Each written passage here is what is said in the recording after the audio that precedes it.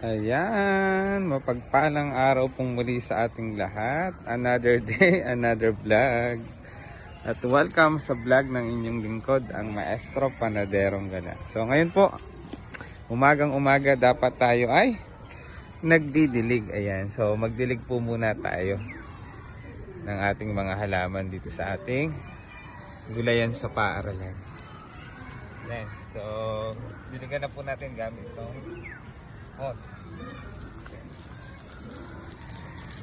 Yan lang po kayo, panoorin niyo po akong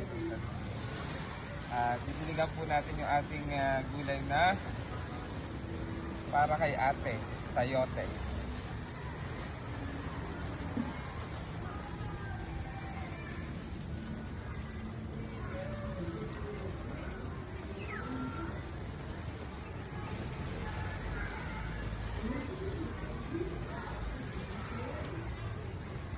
Yung tamang tubig lang po sa pagdidilig.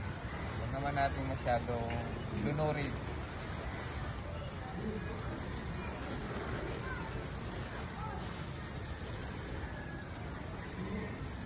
Diligin po natin yung mga halaman na nandito sa ating area na to.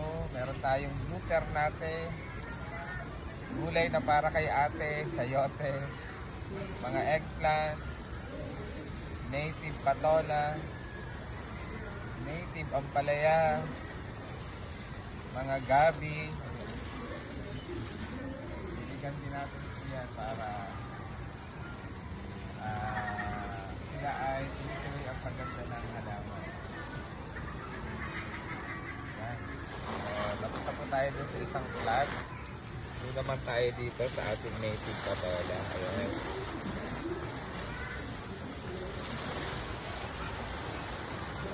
So, kapag po mainit, siyempre, kailangan pagpasawain natin ng dilig ng tubig ang ating mga halaman. Pero kapag medyo umuulan, kumukulimlim, ayan.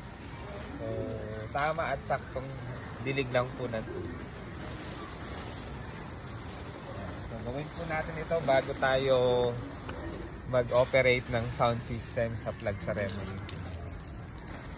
Ayan, no? So, pagkatapos ko po nito, doon naman sa kabilang trellis natin, dahil yun pa rin po yung mga area na mayroon pa rin mga tanim. Nandun naman po ang ating mga upo. Ayan. Kung nung nakaraan po, ayan, nandun ang native patola, nilipat ko po dito sa kabila.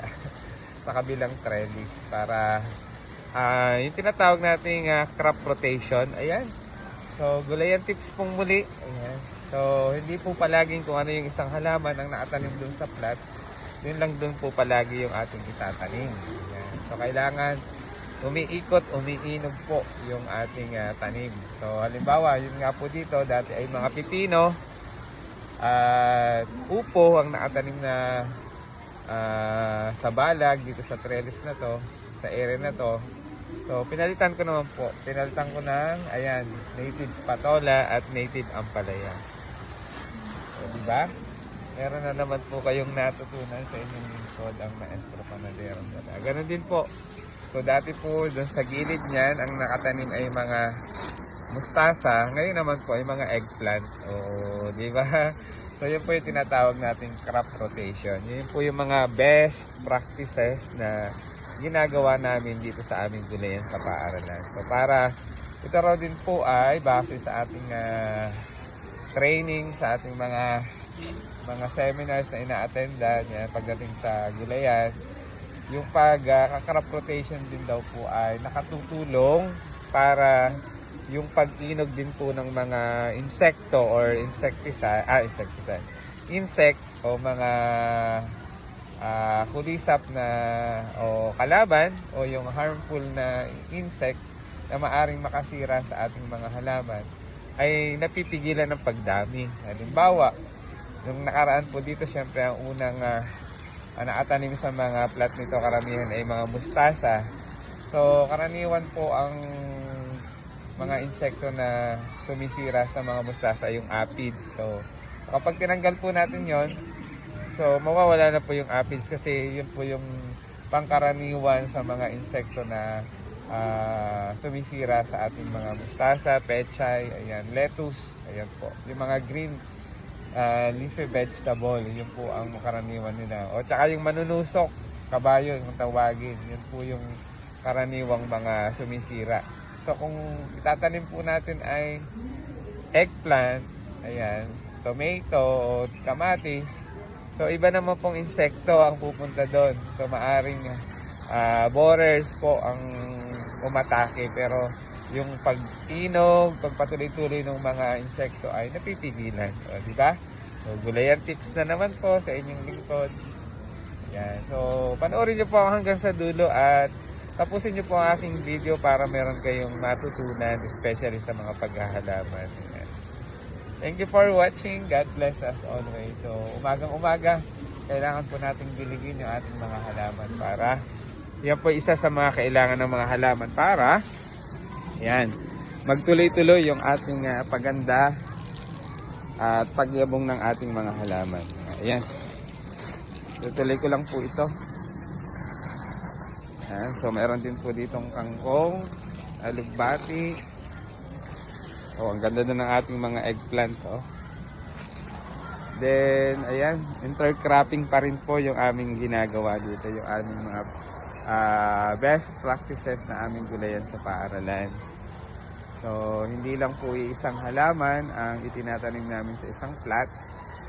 Intercropping po din or multiple cropping. So, pagka 3 hanggang 4 na halaman, multiple cropping na po yun. So, halimbawa tulad nito. So, dito po ay mayroong alugbati, mayroong native ampalaya, mayroon po siyang eggplant, mayroon pa rin siyang kangkong o multiple cropping na po yun. Pag 2 po, intercropping o 2 hanggang 3. Oh, di ba? So, ganyan po yung mga practices na aming ginagawa sa aming gulayan sa paaralan. Mostly po ay hindi lang po isang halaman ang nasa plot namin o garden plot. So, karaniwan po ay 2. Minsan po yun, nagiging multiple cropping, nagiging 4. Yan. So, thank you for watching. Sana po ay nag-enjoy sa panonood ng aking reels and video. Huwag kasawaan pong panoorin. Tapusin hanggang sa dulo para po tayo ay merong matutunan. Ayan. At nag-enjoy kayo sa mga pag-updates ng ating mga gulay sa ating gulayan sa paaralan. Ayan, diligan din po natin yung mga Mexican sunflower. Sila po yung magpapaganda sa paligid ng ating mga halaman, mga flowers, mga bulaklak. Pag namulaklak po yan, ang ganda-ganda po. Ayan. So, diligan din po natin. Lalo darating ang summer, ayan, magbo-bloom po sila. So, ganun po talaga ang mga bulaklak. Kapag nadidiligan at naaalagaan, ayan, nagbo-bloom po sila. Or, ayan, bumubukad-kad. Yan, so diligan na rin po natin yung ating mga siling panigang. O, ayan. So, tamang dilig lang po sa umaga. Tapat na po yun sa buong maghapon para sa kanilang pamumuhay. Para nilang pamumuhay. Ayan. So, diligan po natin. Ayan. So, after ko po nitong magdilig, ayan, siguro, ayan, mga 7 something, 7:15. Mag-ooperate na po tayo ng sound system para sa flag ceremony. And then after nun, balik ulit tayo dito sa gulayan routine, gulayan updates. Itutuloy ko po yung didilig. After ng pagdidilig,